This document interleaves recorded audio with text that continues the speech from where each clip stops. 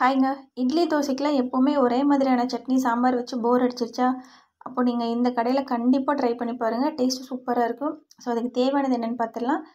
ஒரு 4, 5 கத்திரிக்காய், நல்லா பிஞ்சு கத்திரிக்காவாக இருந்தால் இன்னும் சூப்பராக இருக்கும். ஒரு உருளைக்கிழங்கு, அதுக்கப்புறம் சின்ன வெங்காயம், தக்காளி, பச்சை மிளகாய், கருவேப்பிலை. ஸோ இவ்வளோ தான். இப்போ வாங்க இதை தாளிச்சிடலாம். ஒரு குக்கரில் கொஞ்சமாக எண்ணெய் விட்டுட்டு கடுகு, உளுத்தம் பருப்பு, கடலைப்பருப்பு, கொஞ்சமாக சோம்பு அந்த ஃப்ளேவருக்காக மட்டும் போட்டுட்டு நல்லா செவந்து வரட்டும். அதுக்கப்புறமா நம்ம எடுத்து வச்சுருக்க கருவேப்பிலை, பூண்டு, பச்சை மிளகாய், வெங்காயம் இதெல்லாம் சேர்த்து வதக்கி விட்டுருங்க. இது வதங்கிறதுக்கு வந்து ரொம்ப டைமெல்லாம் எடுக்காது. ஏன்னா நம்ம குக்கரில் தான் வேக வைக்க போகிறோம். ஸோ அதனால சும்மா லைட்டாக வதங்கினாலே போதும். ஒரு 2 நிமிஷம் வதங்குற அளவுக்கு இருக்கட்டும். அதுக்கப்புறமா நம்ம காய் ஆட் பண்ணிக்கலாம். இதுக்கு வந்து ஒரு சிலர் புளி ஊற்றுவாங்க.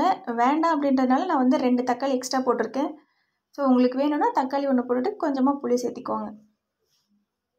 பாருங்கள், இந்த அளவுக்கு வதங்கியிருந்தாலே போதும். இப்போ நம்ம காயை வந்து உள்ளே சேர்த்திடலாம்.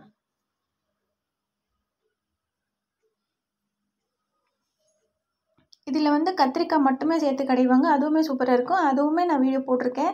ஸோ அதுக்கான லிங்க் கீழே கொடுக்குறேன், செக் பண்ணி பாருங்கள். ஸோ இப்போ கத்திரிக்காய், உருளைக்கிழங்கு போட்டுட்டு இதுக்கு தேவையான அளவு உப்பு சேர்த்திட்டு ஒரு 2 நிமிஷம் நல்லா பரட்டி விட்டிங்கன்னா அந்த உப்பு எல்லா காயிலையுமே போய் அப்சர்வ் ஆகும். ஸோ இது கூட நம்ம வந்து 1.5 ஸ்பூன் குழம்பு மிளகாய் தூள் ஆட் பண்ணிக்கோங்க. உங்கள்கிட்ட சாம்பார் தூள் இருந்தாலும் போட்டுக்கோங்க. ஸோ இது எல்லாத்தையும் அந்த பச்சை வாசனை போகிற வரைக்கும் நல்லா கலந்து விட்டுருங்க. அதுக்கப்புறமா உங்களுக்கு எவ்வளோ தண்ணி வேணுமோ, இந்த கடையில் நான் வந்து ஒரு 1.5 டம்ளர் ஊற்றிருக்கேன். உங்களுக்கு வேணுன்ற அளவுக்கு தண்ணி ஊற்றிக்கோங்க. ஊற்றிட்டு உப்பு காரம்லாம் கரெக்டாக இருக்கான்னு செக் பண்ணிவிட்டு ஒரு 3 விசில் இல்லை 4 விசில் வச்சு எடுத்திங்கன்னா காய் நல்லா வெந்திருக்கும். ஸோ அதுக்கப்புறமா என்ன பண்ணுறதுன்றதை பார்க்கலாம்.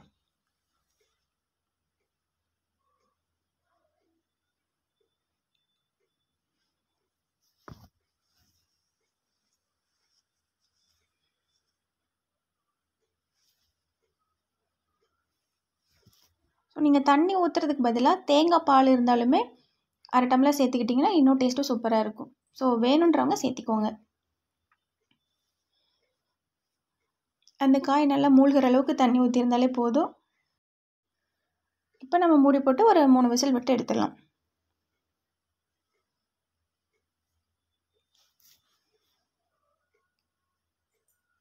பாருங்கள், காய் நல்லா வெந்திருக்கும்.